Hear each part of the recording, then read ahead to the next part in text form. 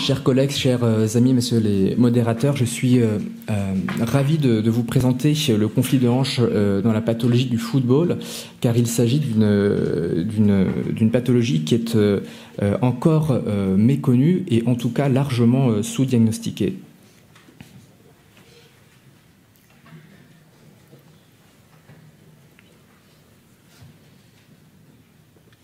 Alors, il s'agit d'une pathologie qui est de découverte très récente, puisque le conflit fémoro-acétabulaire ou le conflit de hanche a été décrit pour la première fois en 2001 par un chirurgien suisse, qui est le Dr Gantz, qui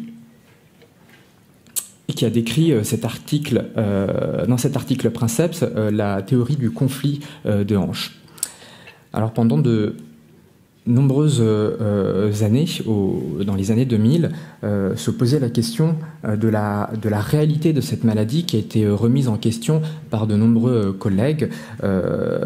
Ce qui est certain, c'est que c'est une pathologie qui excite énormément la communauté scientifique actuellement. Et depuis 2001, avec le désarticle de Gantz, où il a décrit le conflit de hanche, en 2017, il y a eu 290 articles traitant spécifiquement de ce sujet dans la littérature internationale. Et là, depuis le début de l'année, en 2018, il y a déjà 24 articles parus dans ce domaine. Ce qui est certain, c'est qu'il s'agit d'une vraie réalité dans le football. Et il y a une très belle étude publiée en 2009 qui a montré que les conflits de hanche représentaient la troisième pathologie chez les footballeurs, avec une prévalence qui est estimée entre 5 et 28%, ce qui correspond également aux constatations d'autres centres, comme le centre Aspetar, où ils ont montré que leurs footballeurs se plaignaient de conflits de hanche dans environ 12% des cas. Alors le conflit fémoro-acétabulaire, qu'est-ce que c'est ? En réalité, c'est assez simple de comprendre la genèse de cette maladie qui réunit trois paramètres distincts, qui associent toujours au départ une malformation osseuse, qui est le plus souvent une came fémorale, et donc c'est une bosse qui a la jonction tête-colle à la partie proximale du fémur. Et lorsque cette malformation est associée à un geste sportif traumatisant qui va créer des micro-impacts répétés, cela va aller endommager et créer des lésions intra-articulaires dans la hanche. C'est ces lésions-là qui deviennent douloureuses et c'est seulement à ce moment-là que vous pouvez parler de conflit fémoro-acétabulaire. Alors les malformations dans le conflit de hanche, il en existe principalement deux. La première, c'est l'effet tenaille, qui est une anomalie malformative qui est au niveau du cotyle. Alors je vais tout de suite passer cette malformation pour vous parler plutôt de la came fémorale, qui est l'anomalie majeure qu'on retrouve chez les footballeurs. Donc c'est une bosse qui est à la jonction tête-colle, et lors de la mise en flexion de la hanche, cette came fémorale va devenir agressive et venir impacter le labrum acétabulaire, mais également le cartilage périphérique acétabulaire qui va être endommagé. Alors cette came fémorale, c'est pas du tout une pathologie congénitale, c'est vraiment une pathologie qui est acquise et qui est liée à une réaction osseuse qui va se former lors de la pratique de sport à risque, et l'impact répété va créer cette came fémorale lors de la croissance. Il a été montré que plus vous commencez tôt la pratique du football et plus la prévalence de la came fémorale augmente. Alors c'est absolument pas une pathologie qu'il faut négliger, car aujourd'hui on connaît bien l'histoire naturelle de cette maladie, et si on laisse évoluer un conflit fémoro-acétabulaire symptomatique, aujourd'hui on sait que ça évolue vers la coxarthrose précoce du sujet jeune et sportif. Le plus important en réalité, dans les douleurs inguinales mécaniques du footballeur, c'est de penser au diagnostic de conflit fémoro-acétabulaire. En réalité, c'est également très simple. Il s'agit d'un homme jeune, qui pratique le football, qui va avoir des douleurs inguinales. Et la pratique du football est un facteur de risque majeur, mais vous reconnaissez tous sur la vidéo du milieu un footballeur qui cumule les facteurs de risque avec la pratique du football, mais également la pratique du taekwondo. Alors, sur le plan de l'examen physique et l'interrogatoire, c'est des douleurs inguinales, mécaniques, avec des patients qui vont se plaindre de dérangements internes, à type de craquement ou de pseudo-blocage, ou en tout cas d'inconfort au quotidien. Un test à l'examen clinique que vous pouvez reproduire très facilement, c'est le test en FADRI, en flexion, adduction, rotation interne, qui va déclencher lors de cette manœuvre une douleur inguinale avec une perte de la rotation interne. Alors c'est un test qui est très sensible de coxopathie, qui est peu spécifique. Ce test devient spécifique lorsqu'il est positif uniquement lors de cette manœuvre, alors même que les autres mobilités de la hanche restent souples, libres et indolores.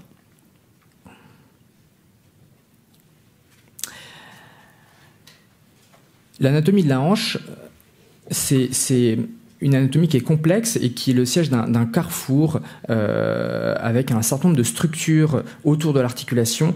Et souvent, la pathologie intra-articulaire est associée à d'autres anomalies, que ce soit les pubalgies, la pathologie des adducteurs que vous connaissez bien, la pathologie du tendon psoas, mais également toutes les anomalies au niveau de la paroi abdominale avec les hernies inguinales, par exemple. Enfin, n'oubliez pas les problèmes neurologiques et en particulier les discopathies hautes lombaires au niveau L1 qui peuvent réellement mimer des douleurs de hanche. Dans le cas du footballeur, on sait aujourd'hui qu'il existe une association très forte entre les pubalgies et la came fémorale dans plus de 86% des footballeurs.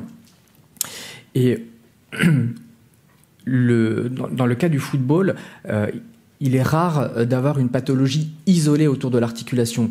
Et le plus souvent, vous avez une pathologie abarticulaire qui est associée à une lésion intra-articulaire, que ce soit un conflit fémoracétabulaire, une lésion isolée du labrum, voire même une coxarthrose précoce.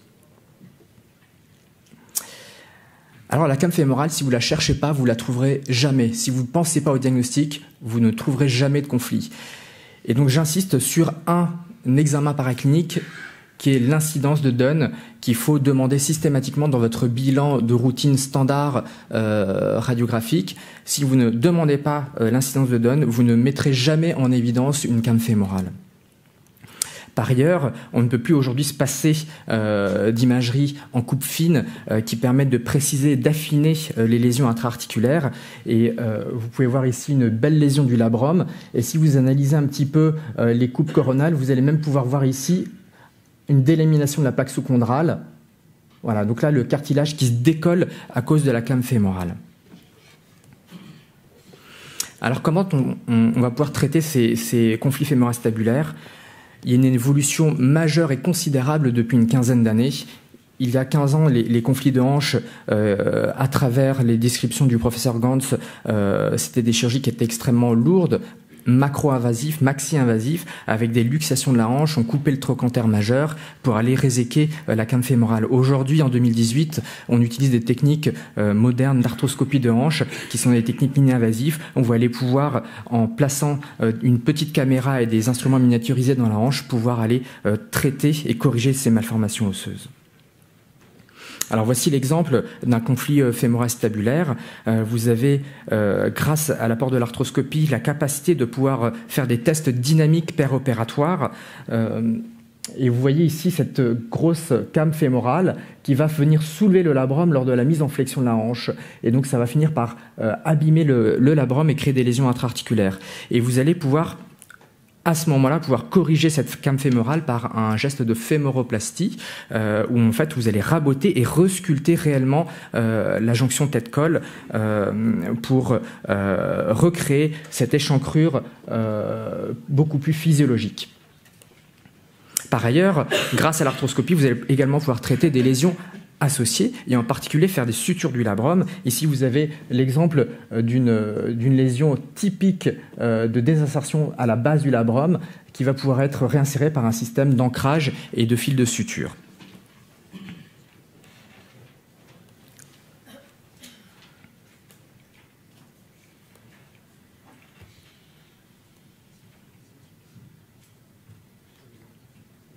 Tiens, je veux bien qu'on passe la diapositive suivante, s'il vous plaît. Alors, quels sont les résultats dans le traitement des conflits fémoro-acétabulaires? Je vous présente ici une série sur 21 footballeurs pros qui ont été traités de conflits fémoro-acétabulaires, de conflits de hanche sous arthroscopie.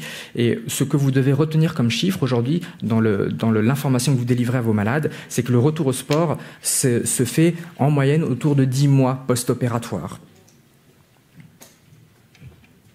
Donc c'est un vrai projet de chirurgie. Pendant longtemps, on pensait qu'après une arthroscopie de hanche, les malades pouvaient recourir au bout de 3 mois. C'est pas vrai. Donc il faut réellement informer les malades en leur disant que c'est un vrai projet chirurgical avec de la rééducation post-opératoire et un retour au sport et un retour à la performance en moyenne à 10 mois. Diapositive suivante, s'il vous plaît. Les facteurs de mauvais pronostic, c'est l'âge de vos malades. Et c'est pour cela qu'il faut envisager un diagnostic précoce, car plus votre patient, votre footballeur va être âgé, et moins bons seront les résultats en termes de pronostic. De la même façon, on a montré que les sutures de labrum présentaient de meilleures performances sportives à terme par rapport à ceux qui n'étaient pas suturés. Et donc j'insiste sur le fait qu'il faut faire un diagnostic précoce pour avoir les meilleurs résultats possibles. Très rapidement, le cas d'un footballeur en Ligue 2, sportif de haut niveau, avec des lésions typiques de conflit fémoro-acétabulaire, une lésion du labrum qui est cette fois-ci multifissuraire, un petit décollement de la plaque sous-chondrale. Ce patient avait 29 ans, il a été traité de son conflit de hanche qui était symptomatique, il ne pouvait plus jouer au football. Chez lui, le retour au sport a pu être envisagé à 4 mois post-opératoire puisqu'il avait d'excellentes sensations sportives.